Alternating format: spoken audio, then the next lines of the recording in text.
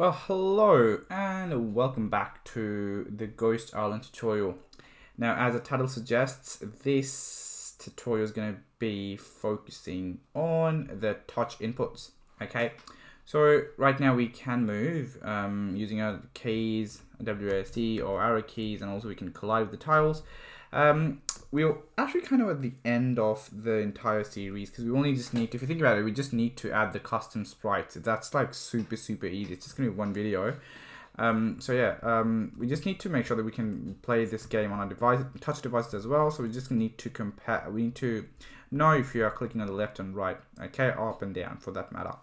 Now in this part, so the thing is, if you think about it, this is not that straightforward if you are not using any built-in, Unity sort of extensions that you may download. If you are doing it by yourself, it's there are a fair few calculations that's needed to be done. Okay, so what I'm going to do is I'm going to break this entire part up in two videos.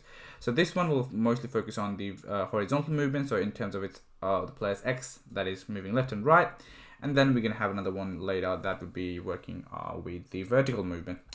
Right, so let's get into it. So in the scripts folder, let's go ahead and add another script. So create a new C# script. This is going to be, I don't think I have coded, like I've scripted in the past couple of videos. I think it's mostly been designing and design elements in the past couple of videos. So yeah, haven't scripted in a while. Right, so this is going to be touch. So I'm just going to call it touch. Wait, let me see if I'm live. I don't want to just talk to myself. Oh, okay, I'm live. Well, I am kind of still talking to myself. Oops, not touch. Not just touch. I want to name it. You know what? Just gonna go ahead and delete it altogether. Okay, so let's add a C# script. So right click and create C# script. I'm gonna call it touch control. Okay, so just maintaining the standard that I said. That's oh my god, I don't know what kind of talk. There's no space between any sort of script declaration, so there's no script space. Right, go ahead, double click on the script. So we have the script open. Now, before we get started, you know what? I'm just gonna need the start function. So I'm just gonna go ahead and delete it for the moment. Also don't need the comments. And before we start, we need to know a couple of tiny things. One has to do with, actually both has to do with, cameras. So the first thing that you may encounter is, although it's not intuitive, but you can kind of think about how you have this. So when you're clicking somewhere, okay, you're clicking on your screen, and you can clearly see the world, the Unity world is existing outside of your scene, or even if it's existing inside of your scene, it's a different world altogether. Okay, so basically we have two separate worlds interconnected. Okay, now it's our responsibility to make sense of the numbers when we are detecting where we are clicking. So how do we do that? Well, whenever we click, you basically are generating a screen coordinate value. So you're clicking on a 2D space. Obviously your screen is 2D. Now we are going to convert that 2D value. Okay, so wherever you're clicking, it's a 2D value that is in screen coordinates. I'm going to convert it into the Unity world coordinates. How you do that? You have your camera that kind of helps you out here, in a sense that the camera class has the screen to world coordinate functions. But if you are kind of familiar with graphics programming or anything, you'd know that they're basically matrix multiplication and really matrix manipulation. So yeah, so we need to convert the screen coordinates into world coordinates, and then we can just compare where we have clicked and compare it with my player's position transforms or transforms X. And if we have clicked with a value that is higher than the player's transform X, well, we're just going to make it move right and left otherwise. So that was one of the things that we needed to know. The second thing that I want you guys to know is about this clipping plane. Okay, this is really a Z value. If you guys have no idea, and practically this game is, this tutorial is aimed towards anyone who hasn't worked with Unity. don't need to really worry about this, but the thing is, as I was saying earlier, whenever you're clicking on a 2D plane, and you are going to get a value that is like transformed in a 3D value, okay, 3D vector. So I don't know. I don't think that's a vector actually. No, it is a vector actually. So yeah. So you need to make sure that the z-axis is set to whatever the near clipping plane's value is. I'm not going to go into the orthographic and perspective cameras. That you can do like 20 or 30 minutes video on that, and also the near and far plane. What they really are, in short, is where your scene starts getting rendered. Okay, so what you can see in your viewport. Okay, so what you will see. So you're just going to use the near clipping plane and set it to the camera positions. Clicks the mouse's inputs z coordinate. Okay, I know it doesn't make any sense at the moment. Let's just go ahead and start doing it. So we're gonna first create a couple of variables. So both gonna be private. So private vector3.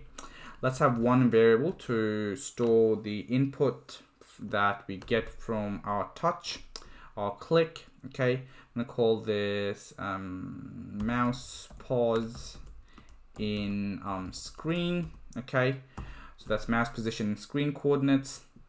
So mouse position in screen coordinates. Okay, and we're going to have another one, private vector3 mouse for some reason. I wrote mouse for some reason. Mouse pause in world. Okay, so this one will store world coordinate values. So it will take whatever this value is in terms of the screen, and we'll convert it into Unity world coordinates. Okay, so we can compare this one's value with our player's position.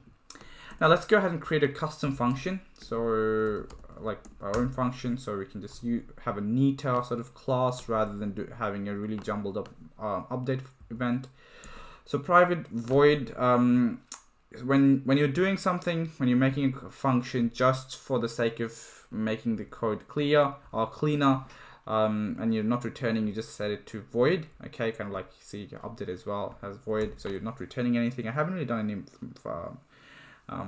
tutorial on C# custom functions, but yeah, this is how you basically set up a method. Private void, I'm going to call it screen to world. Okay, screen to world, round brackets, and then the curly braces. So think of this as the syntax kind of follows the same pattern as a variable declarations. You have private, you have access modifiers, then the data type. For in this instance, you have return types for methods. Okay, it can be void, it can be vector3, int, string, whatever you are returning. At the moment, I'm not expecting any return. I'm just gonna have this in a separate. The whole point of this function is to have a separate block, so we don't have an entire like an update event which is really long. So like it's not returning anything, so it's void.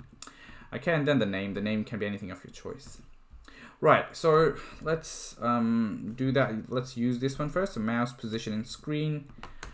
So mouse position in screen equals to camera. Okay. Dot main. So this is the main camera of the game, which is basically this one.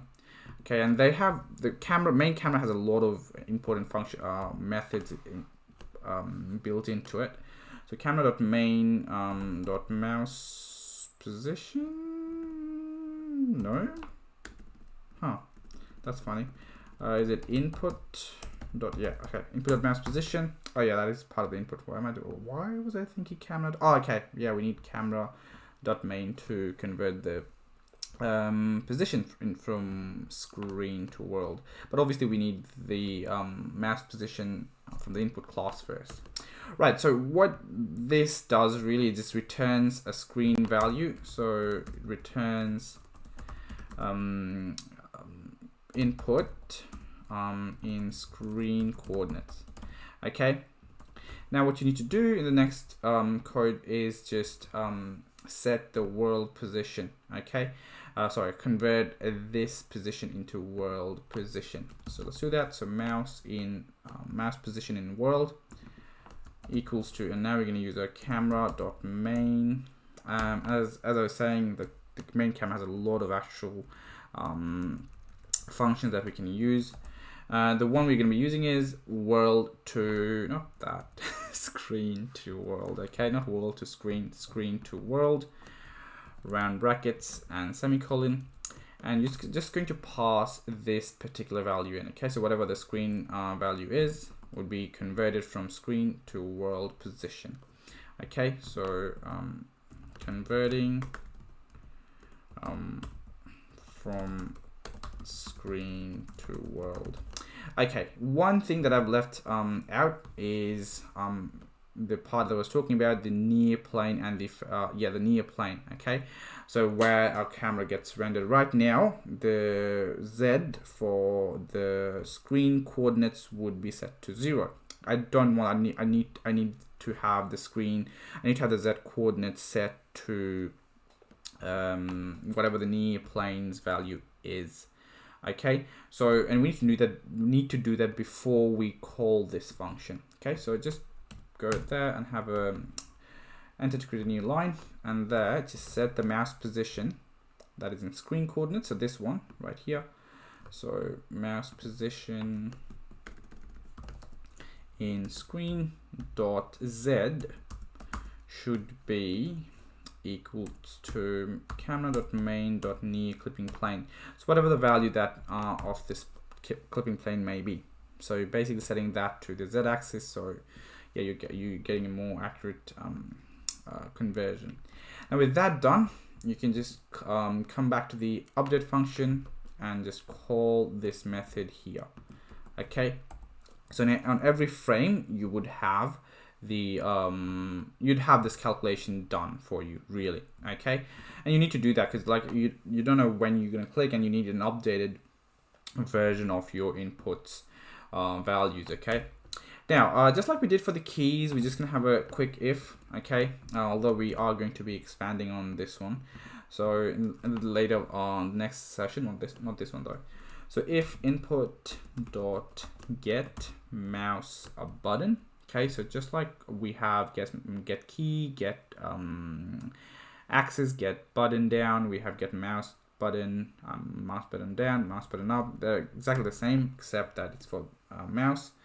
I'm gonna be holding down my mouse in order for my player to move, so I'm going with get mouse button. Okay, so you need to keep holding it down, so it returns true as long as you hold a particular button down. 0 is the value which is left click, and I don't really like magic numbers in my in my code, so I'm going to go ahead and create a variable at the top, private const. There's no need for this to change, so I'm going to make const integer. I'm going to call it left click. Okay, left click equals to 0, and that's what this is going to stand for. Okay, so left click. So anyone reading the code, even if I read the code a week later, I would know, okay, this is just checking for the left click, rather than just seeing a 0, not knowing what the 0 would do. I think 1 is for the middle button, and 2 1 is for middle button, and 2 is probably for the right click, but there can be the other way around as well. Okay, so just make sure you keep an eye out for that. Right, so if you click on the left button or you tap on the screen, you want your player to be able to detect and compare the value of the click and its position. Okay, so you can have an if, then you want to have the mouse position in world. Okay, so remember that what you want. You don't want the screen because, well, this is going to give you invalid results. Okay, so mouse position in screen dot. We're working with the x coordinate in this video, so just going to use x is greater than transform dot position dot x. Okay, so if you are clicking on the right hand side of the player, you want to move right. And the thing is, this works better with an offset. What I mean by that is, if you're playing the game and you are clicking right here, okay, and by mistake, okay, you don't really want to move, it kind of annoys and like makes the character move, okay, especially when you add up and down movement as well. So what I'm going to do is I'm going to have an offset, okay. So let's create it. So this is going to be a serialized field because, well, I want to have control over it and inspect it from the inspector, so I don't have to come to the script all the time to edit it. It's going to have a serialized field, private float offset equals to maybe 2 pixels. I don't know, 2 unity units. I'm going to change it maybe later. Depends on how it looks and how it works.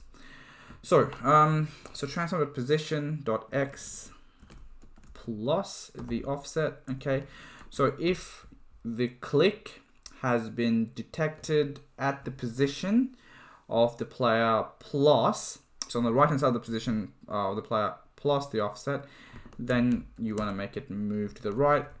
Transform.translate.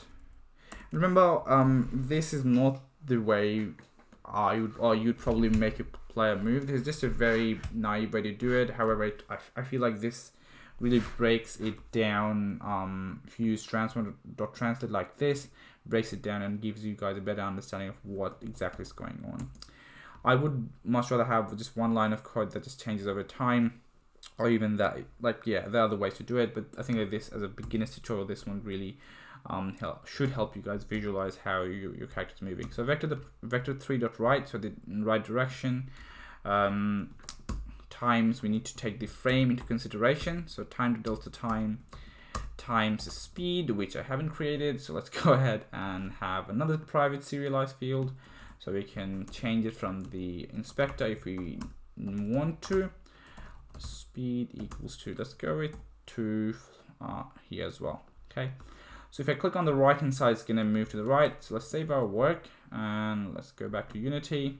Let's see if I made any blunder with my simple script so far.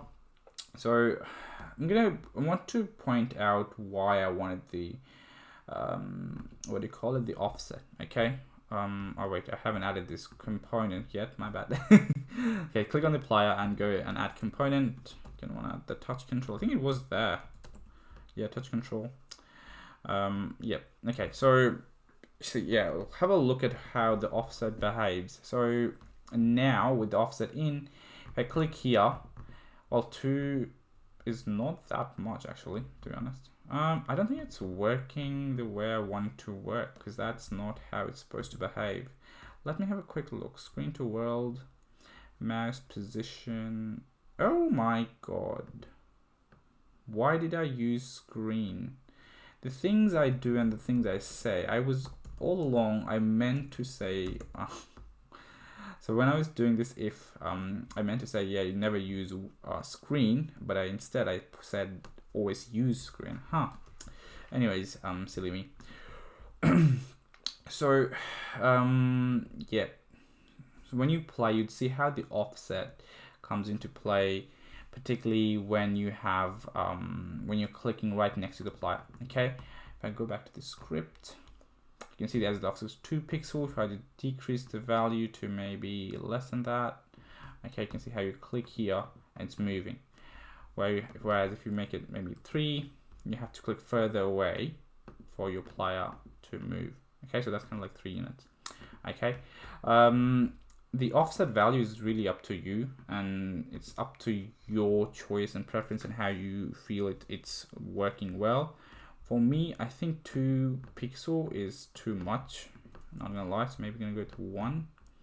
Yeah, 1 is okay, I guess, but it may change, especially when we add vertical movement. Okay, just to reiterate, we don't want to use screen, because the whole point of us converting the values from screen to world is to use the world position. Okay, so let's do the left movement. So else space if, again, mouse position in world dot, I wonder why I said screen, less than transform dot position minus. Okay, remember now we're going to the other side, so it's gonna be minus offset.